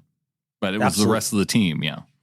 Which is cool. And it speaks to Geno's leadership ability and all of that with big-time alpha dogs like DK Metcalf out there that you have to prove it to a guy like that. And obviously he did. At the end of the year, people asking DK, do you think Geno's going to be back? He better be. Like he was pretty emphatic about that. He's pretty emphatic about Bobby. It sounds like he has some opinions on the draft that Pete and John don't care about. So that's kind of fun. I wonder if that ever gets frustrating as a player, because you hear about it on the coaching side, right? Head coach tells the GM what he wants. GM picks something different. They're frustrated. I wonder how frustrated players get that way. Or if it's just, well, it's above my pay grade and they don't have to listen to me. So I guess fine. And it doesn't have to be John, but just give me somebody in the front office to sit down with me for 10 minutes and be like, these are the dudes I like. Right. And then you can throw it in the trash. I don't even care. I just at least want to be heard, I think the part is that they feel like they're putting in work to help make the team better. Yes. And so why wouldn't they want that part of it to be heard, right? Sure. Or absolutely. Yeah, I mean, and Quandre is another good example. Somebody Quandre, put it out to recruiter. him, like, do you want to be a GM? And he's kind of, and I think he admitted to it. I kind of do want to be a GM someday. I get it. I'd love to be a GM if you didn't have to do contracts and numbers and be organized and basically all the things that make being, GMing going. If I could just, if I could just be like, I like that guy. I want to sign into a contract. Yeah. If I could just be a scout or a player evaluator, but get paid as a GM. Yeah. I want to have all the power of the GM with none of the responsibility. And yeah, because I don't have the skill set for it. Well, just like I would hope that John Schneider and Pete Carroll take that input from their leaders on the team. We take our input from our members of the flock who have supported the show at getintheflock.com. And of course, we always want to listen to our executive producers, DCH, Brian Shaw, and Rebecca Christensen. Absolutely. I don't know if they have any notes for us this week in terms of who we should be mock drafting, but I'd listen. I would. I'd take it under advisement. Yeah, we could put out our Seahawkers podcast mock draft 1.0 here just days before the draft starts. Sure. At pick 13, some dude, because other things happened before then. Nailed it. I think that's about as valuable as most mock drafts are. It is that season to where, especially with it being the final week, everybody's talking about risers and fallers. And I always think that that's funny because nobody's risen or fallen because the draft hasn't happened yet. And guys go where they're supposed to go. So there's no rising and or falling. It's just that's they didn't do anything new between when their season wrapped up and now, unless they did something off the field, and which your is rare, mock draft is not indicative of a player's stock in the draft. Like the team's actually deciding where the guy gets picked is what decides it. No, Brandon, it's totally that your value that you place on a dude in a mock draft is the same value that all the NFL teams place on a guy. And that's how that works, because you hear the information that comes out from the teams. And so that's how you know with your mock draft that you're on the right page, even though all the teams are dirty, filthy liars this time of year. And you can't really trust much of what they say at all. All a bunch of liars. With quarterbacks, let's say. Quarterback selfies, I put more stock in than mock drafts. Okay. Yeah. All right. The bar being low. I get it. Okay. Yeah. Like at least that's actual evidence that a team met with a player, whereas a mock draft is a person's opinion of most mock drafts aren't from people who know all of the team's needs. Like if you were to do a mock draft the correct way, you'd have to have all of the scouting. You'd have to have a scouting department similar to how a team has one, to where you could look at all the guys and evaluate all the players that are coming out of the draft and then know the fits to the team. Interview all those guys. Yeah. It's just, you don't have enough information to do a good mock draft. That's why they're always wrong. It's just too fluid. It's too variable. So I've always panned mock drafts and made fun of them and all that stuff. And I still do to this day, because it is overall a ridiculous exercise. Now, with that said, I did find some value in it this year, because year in, year out, Brandon, we've always said like this draft stuff, not our jam. We don't watch college football.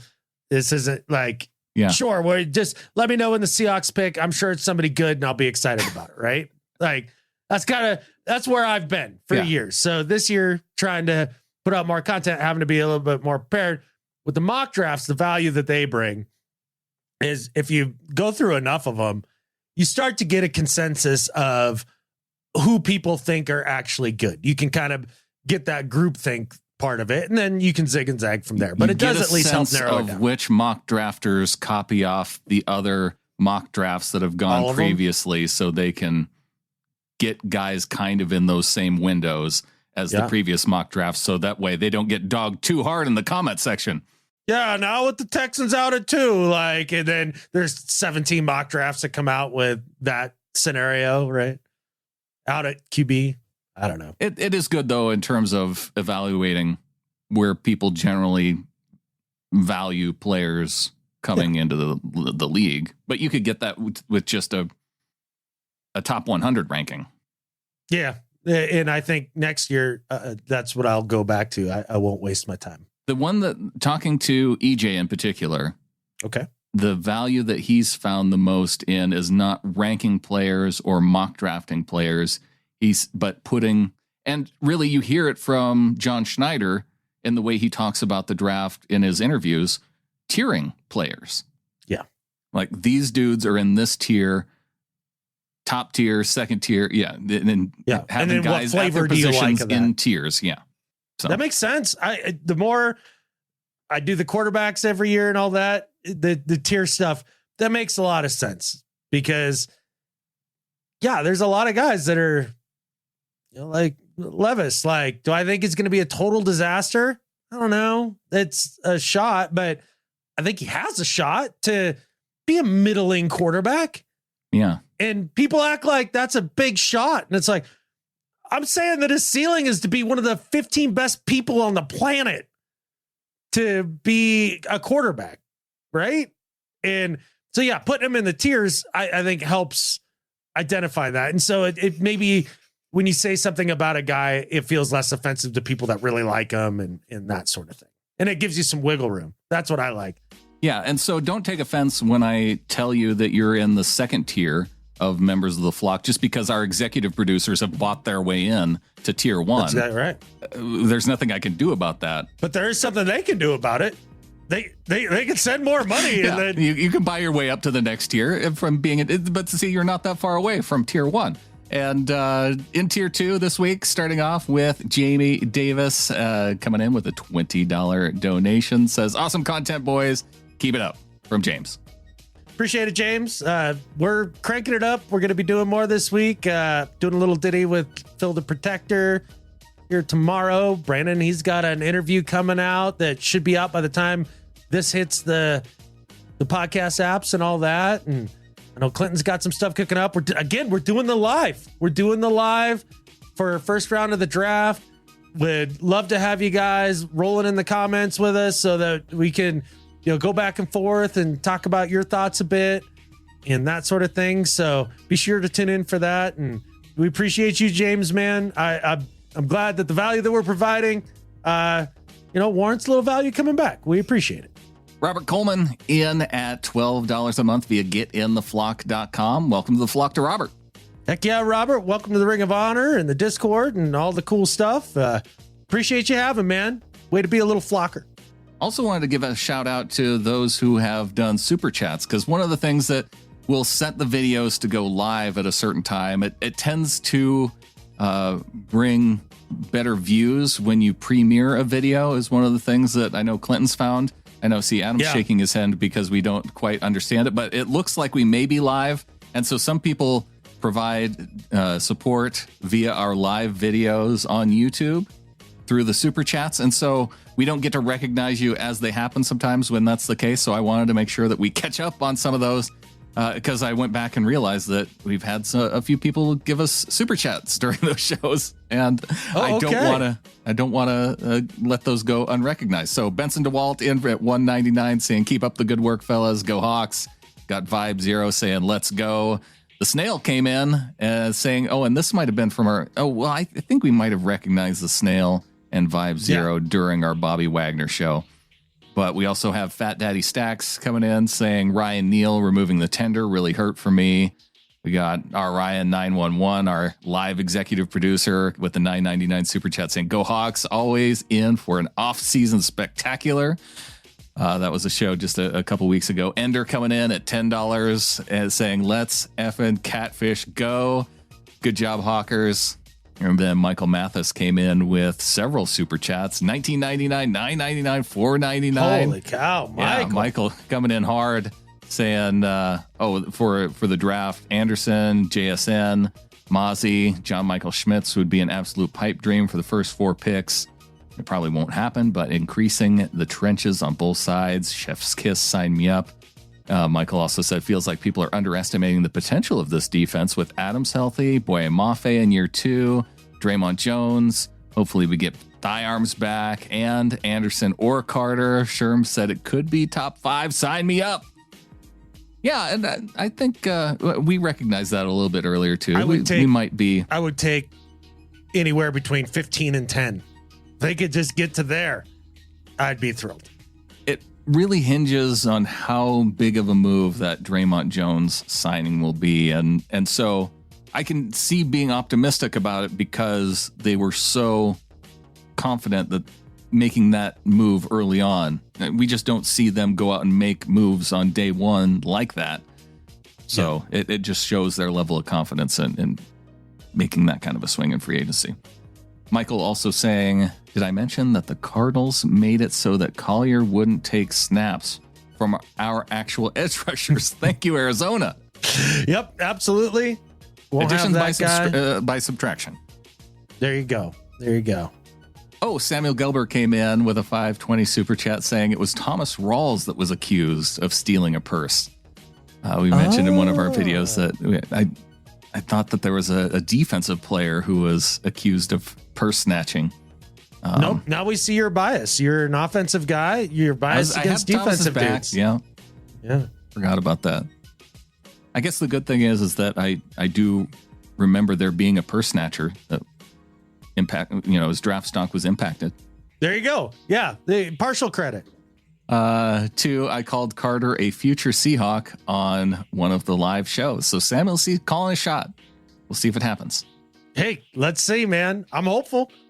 And Barry, a.k.a. Van T, with a 1999 super chat saying, happy birthday, Brandon. I'm hoping for Mozzie and Torrance or JMS with picks 20 or either of in the seconds. Maybe all three, and control the line of scrimmage. And we talked about weapons earlier. Controlling the line of scrimmage. Very important. It turns out that's how you get your ball or the balls to the weapons, right? Right.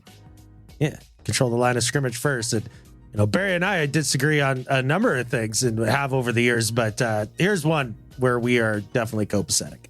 Control the line of scrimmage. So there goes your Bijan Robinson argument. Although, I guess you could take him with one of those 4 picks and use the other 3 on the line of scrimmage. Sure. Pretty much as long as it's not a quarterback other than Stroud at 5, I'm fine. I'm excited. I can't wait. Yeah, even if they do pick quarterback and it is Stroud at 5, you'll still be excited. Yeah, I'm fine with that.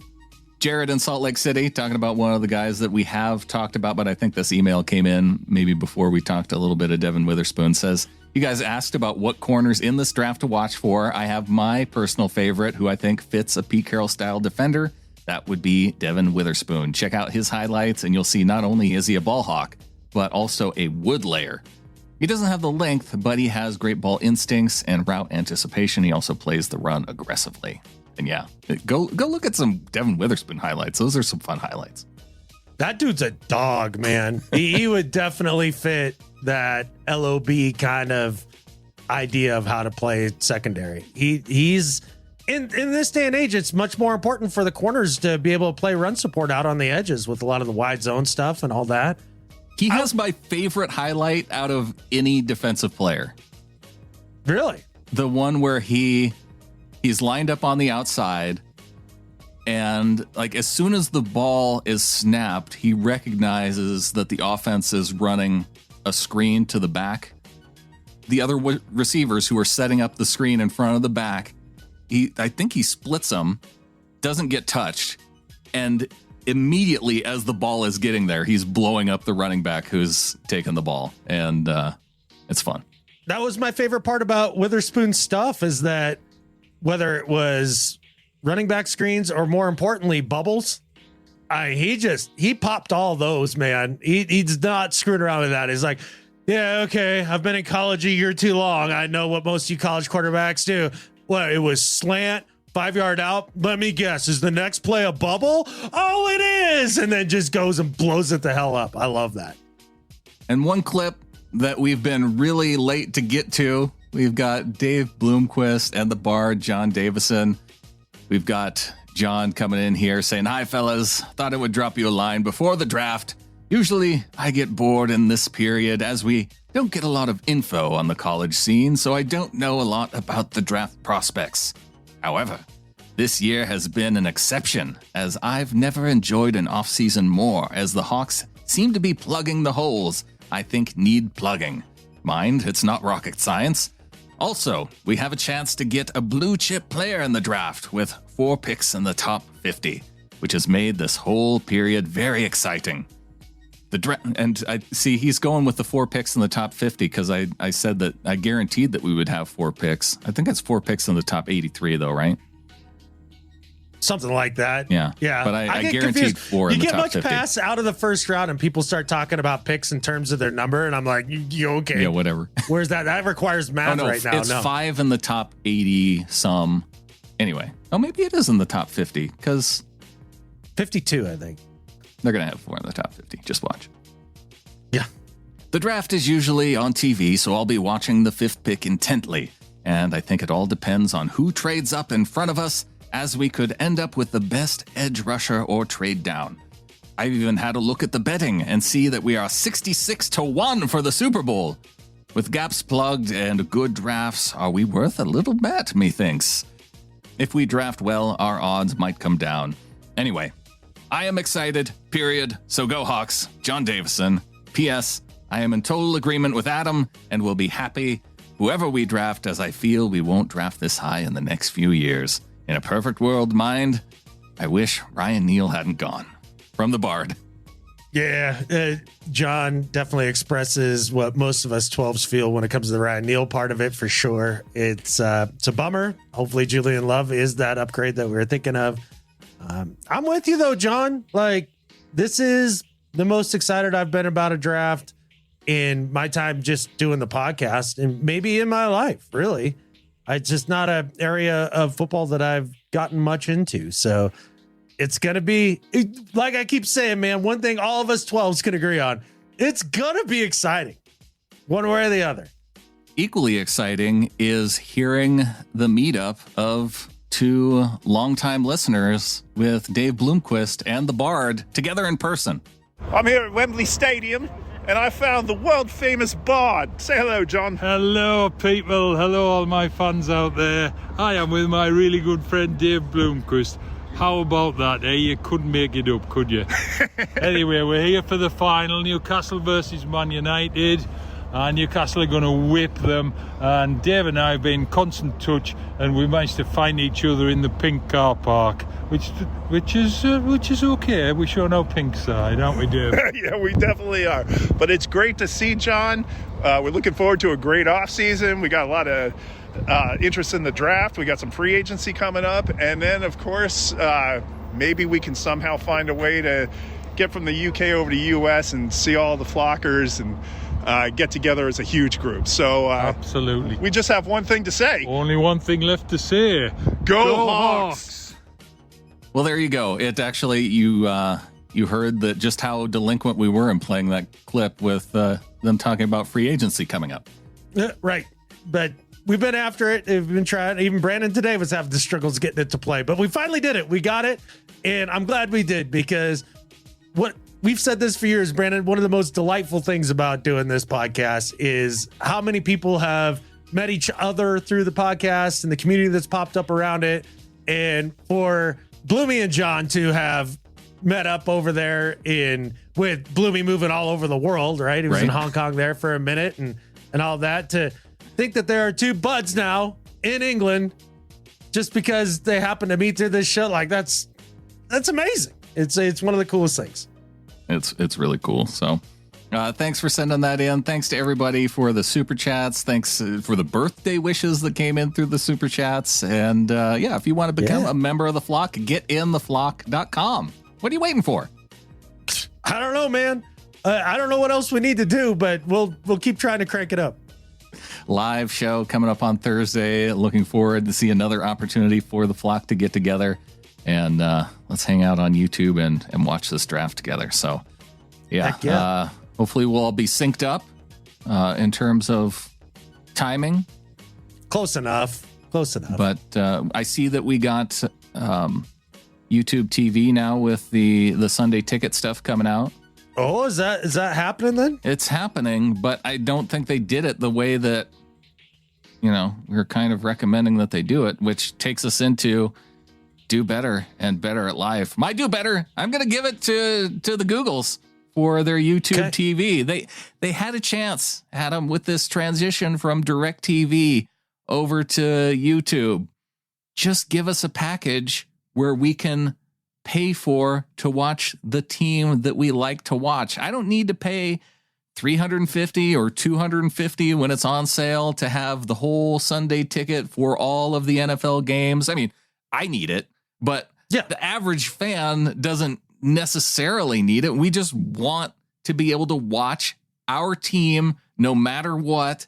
If it's a blackout type game, the thing that frustrates me more than anything is living in Montana and being in the blackout zone for a team. Like, I'm supposed to be expected to commute or have a television station that's going to routinely play this game on my over-the-air television. It doesn't happen out here, but yet we're in that same bubble that we get the blackouts. And sure, okay, if you want to confine that to, I don't know, the area around Seattle, then I'd be better with it. But at the same time, if somebody wants to consistently watch the game and pay, I don't know, $250 a year to just watch the Seahawks, you should be able to make a package that accounts for that and take those people's money and have it be okay with everybody. How is this not a thing? NFL, YouTube, Google's, all of you for not coming up with this to figure it out yet. Do better. So we still have the blackouts, huh? It seems to work that way with other sporting events through YouTube. Mm-hmm. So okay. I think, well, and I think even in the small print through the emails that I've got through YouTube, I think it does say blackout restrictions apply. So look, if it's in the small print, they're going to use it. You are 100% right about our specific frustration in terms of the blackout areas. Look, the amount of land mass that is under the blackout area has to be the largest in the league. It's absolutely insane how far this blackout, if you have to cross the catfishing continental divide to go to a game, you should not be in the blackout area. If you're literally in a part of the country where all the water goes into an entirely different ocean than where the game is being broadcast, you probably shouldn't be in the blackout area. So they could just easily solve this by maybe shrinking the blackout areas down a bit and going from there. Like that would make more sense. Like 2 hours. I feel like covers most of the people who would generally commute to a game. Even make it 4. But even if they were to do that, there are people who might be cutting their cable who want to watch the game, who don't have the I mean, I suppose you can set up an antenna, but if somebody wants to pay for it, why don't you let them? Why do you have to go backwards in technology to be able to watch the game? Like what, all to protect the local affiliates? Just make it so that when you buy the package, you get the local affiliate if they're playing the game. If they are not playing the game, you are not going to watch anyways. So what's the difference? Yeah. Well, this is an NFL rule. In the blackout small text, it says, however, due to NFL rules, you might also see blackout restrictions based on your mobile device's location. So it's an NFL rule. Unbelievable. Greedy ass owners. Well, if they're greedy, why won't you take people's money that want to pay for this service? Because you're getting the money that way. Yeah, I don't know. I've never got this. It doesn't make a lick of sense to me. Like, just let me watch my team's games. Take my money. Like, we're all in agreement here. Like, I don't understand where the hang up is, but yeah. It's not hard. Set it up so we can pay for just our team and we can watch no matter where we are anytime. That's exactly right. That's exactly right. All right, man. My do better this week is for a familiar foe for me. And that's the Twitterverse. Because, repeat it with me, people. If it happens on Twitter, it doesn't matter. It doesn't matter. It doesn't matter. Boy, howdy, have I seen all the crazy headlines pop across my news feed over the last couple days. Oh, because, oh my God, I've lost my blue check mark. It's gone now. This is my name, and then the blue check mark, and the check mark is gone. God, people losing their little minds over this. And all because, what, they refuse to pay $8 a year? Like, there are places in this country, that's less than two gallons of gas in Seattle. Yeah. Like, you can't be bothered to pay the $8 instead of getting ads in your stream and all that stuff, and however the hell Twitter works. I don't even know. But they all act like this is the end of Twitter. You heard it when Elon took over. Oh, Twitter's going to be dead. It's already dead. It's dying now. It's already dead. What does Elon do? He comes in, he slashes the employees by 80% because he's like, this is stupid. I don't know what you people do. And They all said, I'd be dead in a week. Still talking about it months later, and y'all are still whining about it when he takes away your precious blue check mark. Like somehow this defines you as a human. None of this matters. It's all on Twitter, so do better. Yeah. I've seen a lot of hot takes about Twitter, but like you pointed out too, it doesn't matter. Like if you are upset about losing your blue check mark, you can either pay your money or you can complain about it. But Twitter is really good for complaining, so yeah, why not? I guess. I pay for it so I don't have the ads, personally. Well, okay, that's fine. And then the thing is that somehow this is so important to so many people that I'm getting updates constantly through different apps about who lost their check mark, who got theirs back. Like during the show that we've been recording today, Brandon, I get on Kobe's Twitter re-verified. Brian's profile gets a complimentary Twitter blue tick.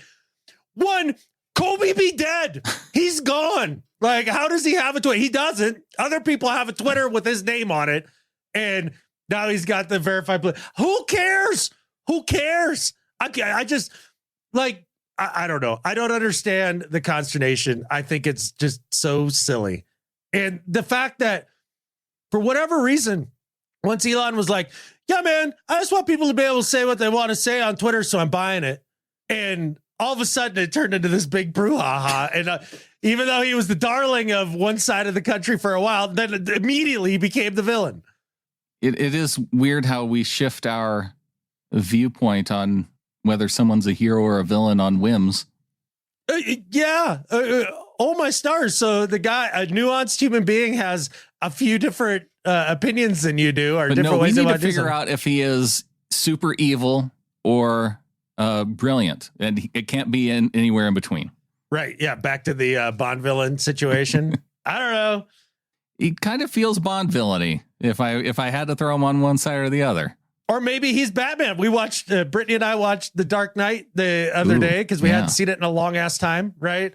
And the big phrase that runs to that movie: either you die the hero or you live long enough to become the villain. And maybe that's what's happening to Elon. You know, he either should have died the hero or now he's lived long enough to become the villain, I guess. I don't know. And maybe he'll swing it back around, or maybe he can literally become Batman because he has the money to fund himself. That's true. To become the ultimate superhero. Absolutely. Because really, Batman is a great superhero because he doesn't require some kind of tragic accident to give him superpowers. Like, he just has to have money. Yeah, he just invented them. He's like, yeah, him and Iron Man, right? Yeah. Okay. They have enough money to make really cool suits and gadgets. That's right. And yeah, maybe that's why everybody's mad at Elon, is because with all that money, he did not just build himself a superhero persona and suit that we know of yet. That's true. That's true. Well, my Better at Life, man, on the topics of pop culture and television shows, I'm giving my Better at Life this week to Lee Eisenberg and Gene Stupnitsky. Have you ever seen the movie Good Boys? No. I guess they wrote that movie. I still haven't seen it yet, but I've heard good things. But They're the creators of this new show called Jury Duty, which I'm halfway through. And if you're familiar with an older show called Joe Schmo, it's kind of a similar type premise where they put one normal guy in a scenario where everybody else, they're actors. So he's put in the situation with they have to go they're doing this trial. And so all these wacky things happen, and it's to try and, I don't know, it's to try and create comedy. It's kind of pranky, but it's also, they do it in such a way that it's not hurtful pranky. Like, it's to get a reaction from a guy who thinks that he's just doing normal life things like jury duty, but they're kind of setting him up for just kind of crazy comedy type stuff. And so it's a fun show. These guys who created it obviously did a good job, and it's been real fun to watch. I'm only halfway through. I'll be finished with it next time we do a show. But I'm in. I'm dialed in on the show. And so for the creators of Jury Duty, Better at Life than Skip Bayless. I'll have to check it out. I feel like Brittany and I have been running out of shows. That's why we watched an older movie the other day, right? Yeah, So, I think you would dig it. It's it's fun. And so one of the things that they're all actors, but it actually has James Marsden, who is in it as himself as an actor. And it's pretty funny. That's pretty cool. All right, man. I'll have to give it a go. Because you were right about Brooklyn Nine-Nine. You were right about Ted Lasso. Yeah. Have you been watching the new season of Ted Lasso? No, because the Apple TV doesn't like to work with my TV. So that's problematic. The bummer about watching it week to week is that you can't, you get caught up in the story and you want to see the next one. And then you're like, I got to wait until another week goes by. Yeah, we just experienced that with Picard. We had to wait for him to come out each week, old school style, like it was back in the day. And if you can get through the slog that is season 2, season 3, the last season, totally worth it if you were ever a Next Generation fan. Okay. Yeah, I haven't watched any of them, so. Yeah, the first season's decent, like enough to where you're like, okay, yeah, I get it. And it's some warm fuzzies there. The second season to me is a bunch of the episodes that I never loved and where you end up into your own head all the time and like, kind of Inception kind of nonsense and solving yourself from within crap that like, who needs that? You just bury it, push it down and move on. Like we all know. So they're taking a page from traditional Star Trek where the movies, like one movie's good and then one isn't so good. And then the next one's good. Yeah. Third season was excellent though.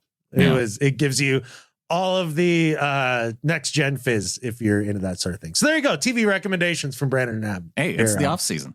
Yeah. Who you got for Better at Life? My Better at Life this week, I'm sticking with the theme here, is for SpaceX and Starship. All things Elon and Better at Life and do better this week, because I think they do kind of tie together. We talked a little bit about Twitter and when he took over and how he's getting roasted and how it was all going to fail and how everything that he does, the media already comes out and they're like, that's a failure. He's already failing. He's going to burn it down. It's all, and then it's not, it's just this weirdly constructed narrative. I watched this week them shoot the largest rocket ever constructed in the history of man for its very first test flight that's ever been done, ever. Mm-hmm. And in these situations, if it just gets off the pad, ask the Russians all about launching big ass rockets and what success looks like and what it doesn't look like. Okay. Like they got massive craters where launch towers used to be back in the day, right? When they were trying to get to the moon.